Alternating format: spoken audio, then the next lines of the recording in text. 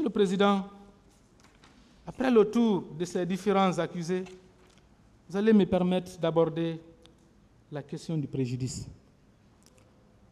Votre tribunal, après l'aspect de l'action publique, va se prononcer sur l'action civile. Dans ce dossier, il y a eu les pillages. La plupart de ces pillages-là, c'est les boutiques. La boutique est essentielle pour un commerçant. On a pillé les boutiques des gens, on a tout dévalisé. C'est la principale source de subsistance. Le préjudice, il est énorme. Tout a été pris. Les soins de santé, les frais de scolarité, le logement, les gens ont été pillés, Monsieur le Président. Vous allez donc comprendre que le préjudice subi par ceux qui ont été victimes de ces pillages-là, ce préjudice-là, Monsieur le Président, il mérite d'être apprécié à sa juste valeur. Les montants qui ont été soumis à l'appréciation de votre tribunal pour les cas de pillage, Monsieur le Président, vous comprendrez que ces montants-là, il y a matière à les accorder tels qu'ils sont demandés. Deuxièmement, le cas des coups et blessures. Monsieur le Président, les coups et blessures, c'est aussi un autre problème dans ces dossiers-là. Les gens ont trop souffert. Les gens ont connu les violences de toutes sortes. Quand on parle de coups de blessure, Monsieur le Président, il y a des aspects spécifiques. Il y a des personnes qui portent toujours le mal. On vous a parlé du cas de Mamadi Condé qui a toujours la balle, Monsieur le Président. Je vous parle aussi du cas de M. Mamadou Diallo. Lui, il avait été arrêté. On l'a amené à la CMIS de Camayen, où on a fait le triage entre les blessés plus graves et les moins graves. Les plus graves, on les a jetés comme les ordures. Il vient à Donka pour le traitement, insécurité. Il va à l'Indigénat, aucune solution. Il va à Dakar, pas de moyens. Pour ces cas-là, Monsieur le Président, le montant des dommages et intérêts seul ne suffit pas. Quand votre tribunal va se retirer pour statuer, tenez compte de ces éléments-là, de ces personnes qui sont encore porteuses du mal.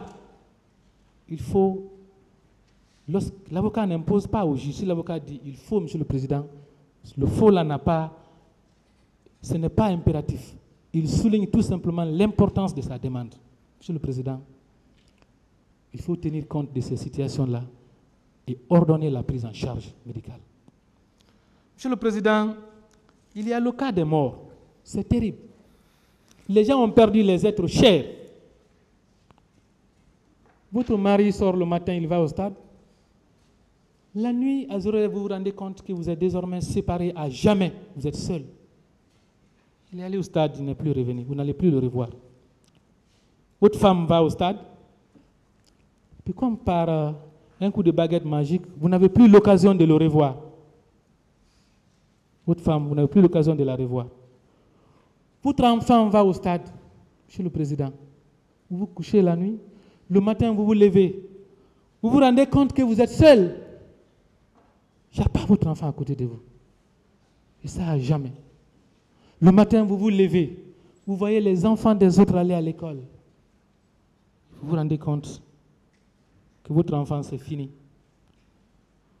Vous ne le verrez plus jamais, Monsieur le Président. C'est terrible. Un tel préjudice, il est énorme. Il est difficile de le réparer. Et ce qui choque davantage, Monsieur le Président, c'est la cause de la mort. Simple présence au stade pour dire non à un président, on vous arrache la vie, Monsieur le Président. Ceux qui ont perdu les êtres chers, c'est terrible. Monsieur le Président, vous allez comprendre que les montants qui ont été sollicités pour les cas de mort, ces montants-là, c'est le minimum. La vie humaine, elle n'a pas de prix, Monsieur le Président. Ces montants, ne les dérangez pas. Monsieur le Président, je vais aborder le cas des disparus. D'abord, le cas des tortures. Les gens ont connu les tortures de toutes sortes dans ces dossiers-là. Toutes sortes. Même l'eau chaude, on a versé sur les gens. L'eau chaude. Paul Mansag, il a fait ça, lui, à Koundara.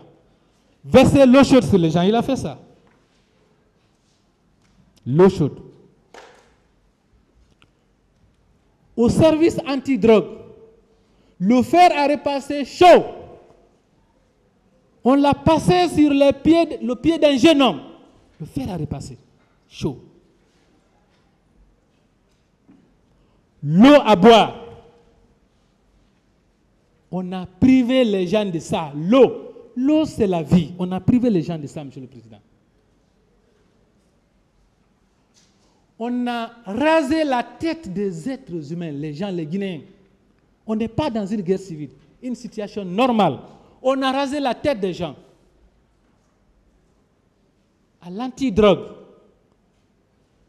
au camp Koundara, on a obligé les gens à chanter le nom du président Dadis. Oui, dans les tortures. Comme vous ne voulez pas du président Dadis, maintenant on vous oblige à chanter son nom. Les gens ont connu trop d'atrocités. Les tortures ont été horribles. Si, en plein midi, sous le regard du soleil, devant tout le monde, il y avait les journalistes, les gens ont eu le cœur de faire ce qu'ils ont fait au stade. Figurez-vous, ce qu'ils ont fait aux personnes qui étaient séquestrées dans les camps militaires, dans les endroits privés, dans les chambres, Monsieur le Président, où personne ne peut ni entendre ni voir ce qui se passe. C'est terrible. Les personnes torturées, Monsieur le Président, ont souffert d'un préjudice énorme, un préjudice non seulement excessif, mais irréparable. Les montants sollicités, ces montants-là, Monsieur le Président, c'est juste le minimum, puisque c'est un droit. Monsieur le Président, je viens au cas des disparus.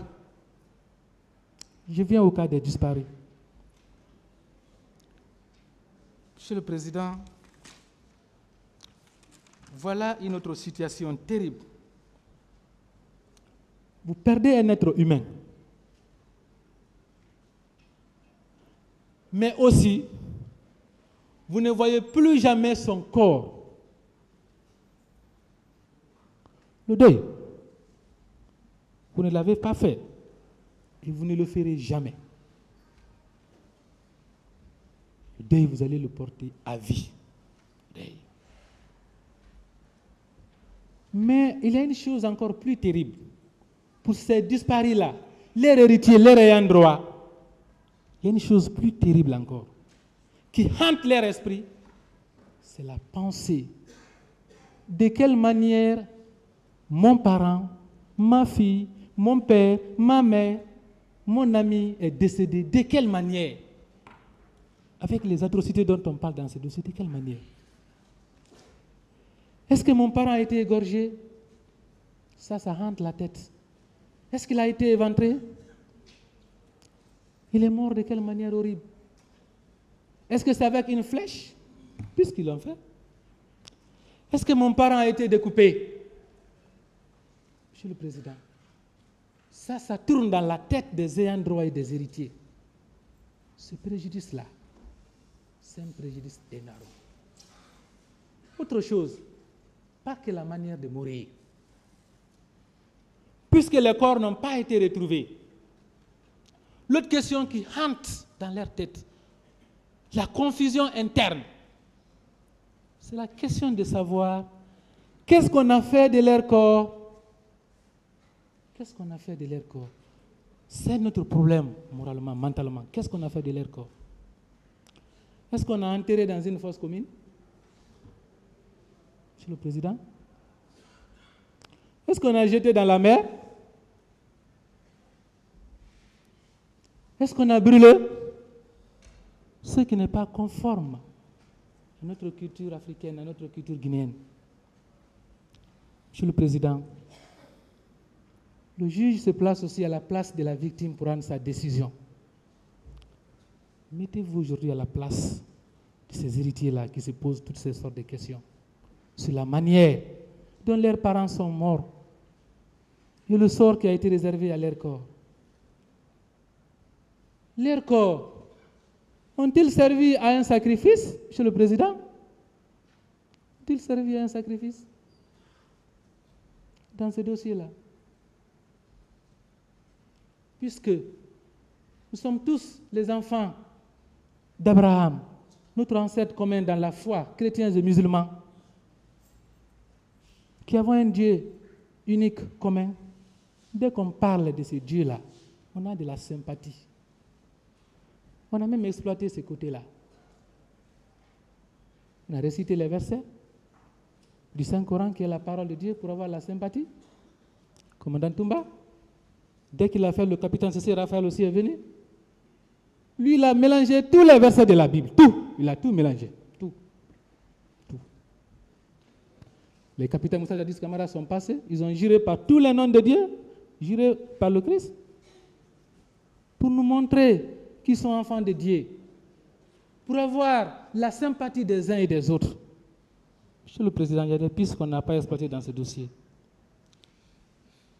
Tout ça, c'est pour nous tromper.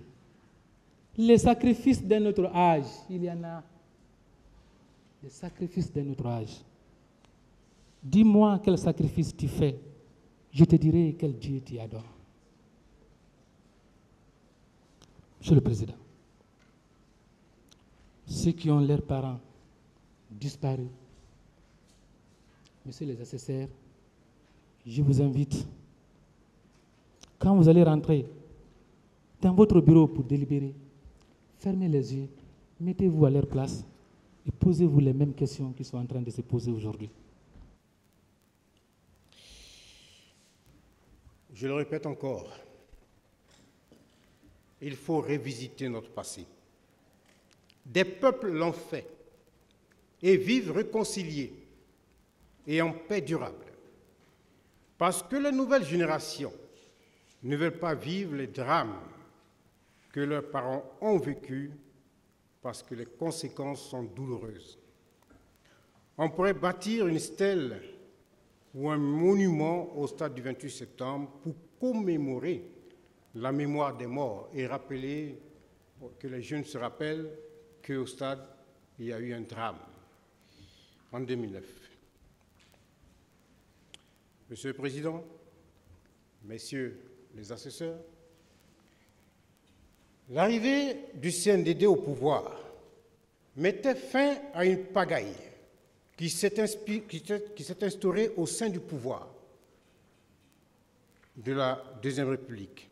Le président Lansana Conté, physiquement diminué et malade, ne gouvernait plus. Son entourage en profitait pour lui faire signer des décrets et ce qu'on appelait des contre-décrets, lesquels contredisaient les premiers. On a même battu le record de vie d'un gouvernement. On se rappelle encore le gouvernement qui n'a pas fait un jour et qui a été balayé par un autre décret. La Guinée allait droit dans le mur. Elle naviguait à volo. L'armée, ne rassurait pas non plus à cette époque, à cette période de fin de règne de Lansana Conté. Il y avait des remous, des revendications portées par certains militaires qui avaient plus d'influence que leurs supérieurs. On pourra nommer le Claude Pivy. Alors, on n'est pas étonné qu'à la prise du pouvoir, il y a eu quelques chaudes discussions sur le choix de la personne qui allait être placée à la tête du pays. Mais finalement, tous se sont accordés pour que le président Moussa Dadis Camara puisse prendre les fonctions de président. Le CNDD a hérité d'une armée indisciplinée, incontrôlable. C'est une vérité. Je ne vais pas m'étaler là-dessus, mais nous avons vécu, nous sommes en Guinée, nous savons comment c'était. Platon disait, lorsque les personnes s'habituent à laisser faire les enfants, lorsque les fils ne tiennent plus compte de leurs paroles, lorsque les maîtres tremblent devant leurs élèves et préfèrent les flatter, lorsque finalement les jeunes méprisent les lois parce qu'ils ne reconnaissent plus au-dessus de l'autorité ni de personne, alors c'est là la tyrannie. Et moi je dis, lorsque l'armée s'habitue à laisser faire des soldats, lorsque les supérieurs tremblent devant leurs subordonnés, lorsque finalement les jeunes méprisent la discipline, lorsque le communautarisme se développe dans l'armée, le favoritisme se développe dans l'armée, lorsque l'armée est divisée en clans, lorsque les chefs se méfient les uns des autres, cela donne un cocktail explosif. Le massacre du 28 septembre n'a pas été préparé par une réunion entre les chefs militaires, mais l'État lui-même, dans son incapacité à mieux organiser son armée depuis l'indépendance, de 1958 à 1984, l'armée était marginalisée, négligée. Le président Lansana Conté, lorsque un journaliste français lui posait des questions sur la situation de l'armée, il disait « mais l'armée c'est un foutoir », tellement qu'il était excédé.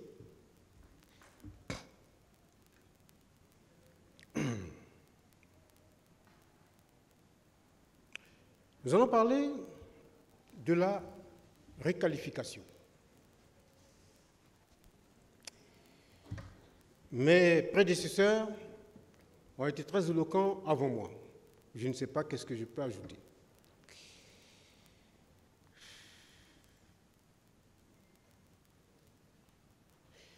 Mais nous sommes surpris, Monsieur le Président, d'entendre des plaidoiries et un réquisitoire qui se pondent ou qui portent sur une infraction qui n'est pas retenue, qui n'a pas fait l'objet de débats. Lorsque vous n'avez pas retenu une infraction, elle ne peut pas faire l'objet de plaidoiries, elle ne peut pas faire l'objet de réquisitoire. Alors, je m'excuse, mais le ministère public et les partis civils, ils sont hors jeu, hors sujet. Quand un professeur, quand un élève donne une feuille et que c'est hors sujet, vous savez ce que le professeur met comme note. Ici, vous saurez ce que faire. C'est comme s'il n'avait pas parlé. On ne peut pas tenir compte de ce qu'ils ont dit. Ah, ils ont requis des perpétuités, tout ça, mais on ne peut pas tenir compte, ce n'est pas possible. Il n'y a pas eu de débat là-dessus. Et donc, pourquoi se précipiter? C'est un peu comme, supposons un tribunal, où il y a l'infraction sur le vol.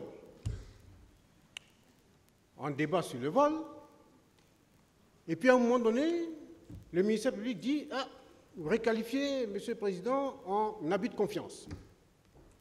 Mais comment voulez-vous qu'à la fin des débats, le ministère public et la partie civile requièrent et plaident sur l'abus de confiance, alors que les questions, les réponses, les confrontations, la comparaison de témoins, tout ça a été basé sur l'infraction pour lesquelles les prévenus, quand je parle du vote, sont renvoyés. C'est comme si vous ne dites rien. Alors, maintenant, Monsieur le Président, qu'est-ce que vous allez considérer? C'est que seuls les avocats de la défense ont plaidé. Et vous ne pouvez tenir compte que des plaidoiries des avocats de la défense. C'est tout. Vous ne pouvez même pas écouter ce qui a été dit du côté de votre droite. Vous ne pouvez tenir compte que de ce qui a été dit du côté de votre gauche. Alors, nous estimons que la partie civile n'a pas plaidé. Nous estimons que le ministère public n'a pas requis. En tout cas, c'est les infractions pour lesquelles les accusés doivent répondre.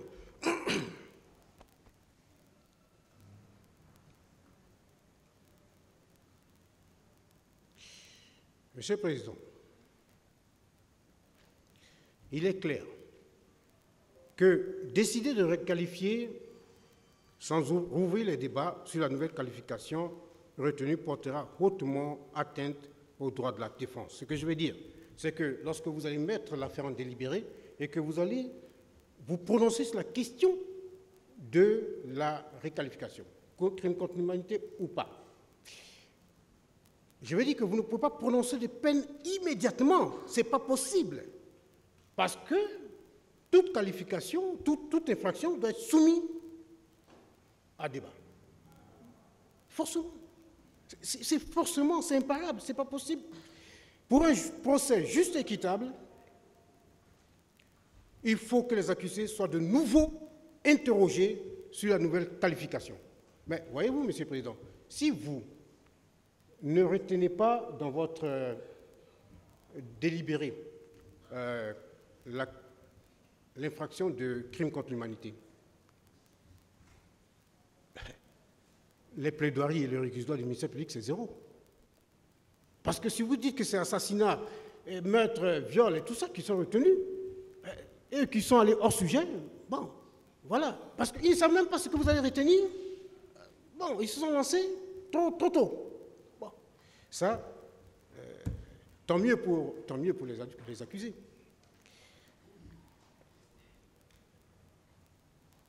Alors, Monsieur le Président, en Europe, la possibilité de requalifier des faits par une juridiction de jugement reposant sur les faits visés dans la prévention n'est possible depuis l'arrêt Pélissier de la Cour européenne des droits de l'homme que si le prévenu est mis en mesure de se défendre sur la nouvelle qualification retenue. Et même donc en Europe, vous voyez que la Cour européenne des droits de l'homme dit que quand il y a réqualification, il faut que les prévenus, en tout cas, soient qu'on appelle mis en mesure de se défendre sur la nouvelle qualification. Je parle de prévenus parce que là, il s'agissait effectivement d'une affaire correctionnelle. La Cour de cassation française a rappelé le 16 mai 2007 que si les juges doivent restituer aux faits leur véritable qualification, c'est à la condition que le prévenu ait été mis en mesure de se défendre sur la nouvelle qualification envisagée. La Cour de cassation française aussi l'a décidé, c'est une jurisprudence. Je vais venir sur la planification et c'est là où je vais défendre tous les accusés, Monsieur le Président. Je m'excuse.